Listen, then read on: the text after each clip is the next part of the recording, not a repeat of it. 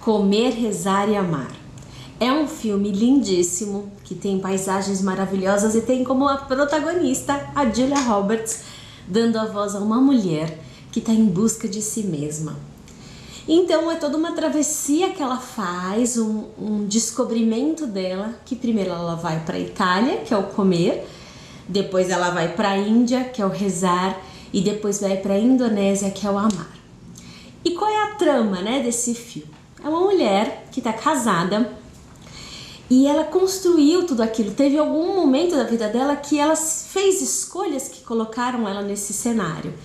Então tem um momento que ela tá à noite na casa dela e ela começa a percorrer por cada objeto, olhar pelo porta-retrato, olhar o porta-retrato onde tá ela e o marido lá no dia do casamento, né? Ela olha pro marido na cama e ela tem um incômodo. Aquilo tudo já não fazia mais sentido para ela. E aí ela vai, né, pro banheiro e ela reza, buscando uma resposta, ainda meio sem conexão nenhuma, né, sem intimidade nenhuma com essa forma de se conectar ao superior. Tanto é que ela fala assim, olha, eu não sei nem como fazer isso. Bom, e também tem uma outra cena legal que ela tá com uma amiga que acabou de ter um bebezinho, e a amiga vira e fala assim, olha, ter filho é como fazer uma tatuagem na sua testa. Quer dizer, você tem que querer muito. E aí ela lembra que no histórico dela, ela não desejou isso, porque ela tinha uma caixa, assim como a amiga teve uma caixa sempre guardando coisinhas para o bebê, ela tinha uma caixa com várias imagens de vários lugares do mundo. Então ela sempre foi uma alma que buscava essa viagem, né? Esse ir para o mundo. Bom, e aí ela já estava infeliz, ela pede o divórcio, o marido não aceita, foi toda uma situação muito delicada para ela poder lidar com o sofrimento do marido, porque ela não queria aquilo. Tem uma hora que ela tá tão já sufocada que ela fala, meu, fica com tudo, né? Ela abre mão de qualquer coisa porque ela queria explorar uma outra história. Aquilo já não tinha mais como ela querer segurar mais nada daquele velho, daquela história velha que não trazia mais alegria pro coração dela. Bom, e aí quando ela também comenta com a amiga que ela ia viajar, a amiga acha que é uma loucura. Então tem isso, quando a gente traz modelos muito novos de viver dentro de um paradigma, dentro de uma história onde já está formatada, esse novo parece que não se encaixa, é muito estranho. Então a gente tem que ter esse cuidado de quando a gente quer algo muito diferente, muito novo, a gente também até conversar, fazer trocas com pessoas que estão nessa frequência. Porque quando você quer conversar com essas pessoas que estão muito nesse modelo antigo, ou que para aquelas pessoas está fazendo muito sentido, esse outro, esse novo, é muito longe, é muito distante, a pessoa não consegue nem ver muito uma relação como se aquilo fosse bom para a pessoa. Mas ela compra o bilhete e vai fazer a viagem. Então, primeiro ela vai para a Itália e tem uma cena bonita que ela comenta que tem um ditado que uma pessoa todo dia vai lá para uma imagem e fala, por favor, faça eu ganhar na Mega Sena. E aí teve um dia que a estátua virou e falou, olha, então compra o bilhete. E ela sentiu que aquele dia que ela estava lá para a Itália, ela comprou a passagem e foi viajar, ela tinha se dado esse bilhete premiado, ou seja, ela tinha assumido aquilo que ela queria. E na Itália ela foi então fazer esse momento do prazer. Mas o comer, na minha visão, ele tem muito essa questão de abastecer ela emocionalmente, dela se nutrir fisicamente daquilo que ela estava esvaziada, que ela estava desnutrida, que ela estava fraquinha. Então ela precisou, né, se abastecer, de comer, de conversar com os amigos, de dar risada, do prazer que tem ali na Itália, para ela retomar a força. Não é assim, quando a gente está num momento delicado da nossa saúde, a gente precisa recuperar a nossa saúde, voltar a nos alimentar para a gente retomar a vida? Então eu acho que é isso que tinha muito dela. Ela precisava desse abastecimento emocional mesmo, forrar o corpo de energia física ali, de comida, para que ela pudesse então assumir essa nova estrada que ela tinha se dado.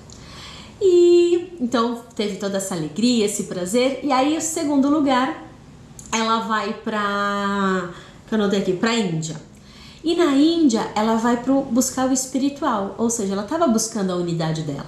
Ela estava se abastecendo no material, também buscando o espiritual para ter essa unicidade.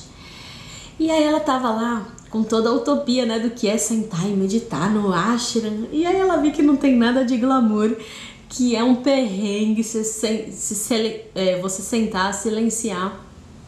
E uma cena, acho que a mais importante do filme todo pra mim, foi quando ela faz amizade lá com um cara que até chama ela de sacolão e leva ela lá pro topo de um prédio e faz assim: você vai ficar aqui meditando, se reconectando com a história que te machuca até hoje, até você conseguir se perdoar. Então aí ele conta a história dele e aí ela reconecta a ferida dela, ela leva o olhar dela para aquilo que fazia ela sofrer, que era a separação muito traumática, muito dolorosa. E então ela estava esperando muito esse ex-marido perdoar ela pela escolha de vida que ela teve. E esse amigo fala: é você que tem que se perdoar, Liz, não é o outro, é você. E aí a cena é linda, eu acho poética, que ela dança, ela se visualiza dançando a música do casamento dos dois, ela já com a roupa diferente, aquela roupa das indianas, e ele ainda com o terno do casamento, me mostrando assim, muito assim, a mudança que houve, né, na vestimenta, nas escolhas que cada um tinha. Talvez ele lá querendo mesmo o casamento, a família, e ela querendo outras coisas. E aí eles dançam e ela imagina ele falando com ela: Liz, eu ainda te amo. E aí ela abraça ele e fala assim: então continue me amando. E quando você lembrar de mim, me envie luz. Ou seja, não há problema nenhum a gente ter escolhido se separar e ir para caminhos diferentes. Isso não precisa odiar a pessoa por isso. Você pode continuar amando ela, né? Respeitando as escolhas. E aí ela consegue elaborar esse conteúdo. Então ela tá se reconectando com essa espiritualidade na hora que ela vive bem com ela mesma. E aí o terceiro momento, que ela vai lá para Bali, que ela vai encontrar o Ketut, que é muito legal essa relação que ela cria com esse velho sábio, que ele traz aquela ancestralidade de conhecimento, de mostrar o caminho, mas quem tá ali no palco da vida é ela. Ele entrega algumas frases, algumas palavras que dão para ela algum norte, só que quem tem que fazer o processo é ela. E que assim é a vida, né? A gente às vezes até recebe sábios na nossa vida que nos apontam algumas direções, mas quem tem que bancar isso somos nós. E aí ela faz até uma troca, ensina ele inglês enquanto ela consegue copilar lá todo o material que ele tinha. E então, quer dizer, ela tem muitos momentos dela tá lá meditando num lugar muito lindo. Ela consegue alugar uma cabana no meio daquela mata maravilhosa. Então, quer dizer, ela vai conseguindo incorporar a própria conexão com ela, mas de um lugar mais prazeroso. E ele ensina que ela tem que meditar sorrindo. Não é só sorrindo com a boca, é sorrindo com os órgãos. Então, essa leveza que ele traz para ela, ou seja, assim, esteja aqui, esteja bem, esteja com os ombros relaxados, esteja sorrindo, esteja de bem com você mesma. Então ela já estava, sabe, exalando aquilo, ela estava tão feliz. E aí uma amiga convida lá para ir para uma festa e ela encontra um cara que inclusive é brasileiro. E essa história é uma história real, né, da própria escritora.